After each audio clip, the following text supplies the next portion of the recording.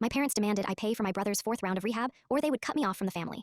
I laughed and told them I'd been financially independent since the last time they stole my identity to pay for his second round. My name is Jude. I'm 31. My brother Connor is 34 and has been in and out of rehab since he was 20. I love my brother. I need to say that upfront because what comes next might make it sound like I don't.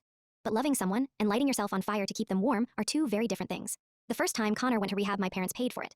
A 90-day program in Scottsdale that cost $28,000. He lasted 6 weeks after discharge. The second time they said they couldn't afford it and asked me to help. I was 24 and had just started my first real job as a civil engineer, making $61,000 a year. I gave them $8,000 from my savings. It wiped me out, but I told myself it was for Connor. Then 3 months later, I applied for a car loan and got denied. My credit score had dropped from 740 to 495. I pulled my report and found a $19,500 personal loan taken out in my name. The application used my social security number, my address, and my mother's email. The funds had been deposited into my parents' joint checking account. They used my identity to cover the rest of Connor's rehab without telling me. I confronted my mom. She cried and said, "We were desperate, Jude. Your brother was dying, we were going to pay it back."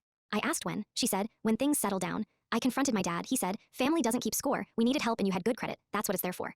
I told them I could press charges. My mom said if I did, I would destroy the family. My dad said I would be putting Connor's recovery at risk by creating stress. They turned my identity theft into my moral responsibility to stay quiet. I didn't press charges. That was the last time I chose peace over myself. I spent 2 years cleaning up my credit. I paid off the fraudulent loan myself because disputing it meant filing a police report against my parents, and I wasn't ready for that.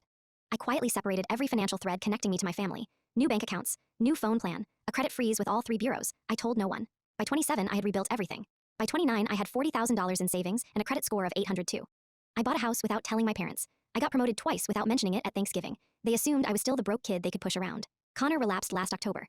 His third rehab stint ended in March after 5 months at a facility in Colorado that cost $45,000. My parents covered it by refinancing their house. He was sober for 11 weeks. Then he relapsed again in June. 2 weeks ago, my parents called a family dinner.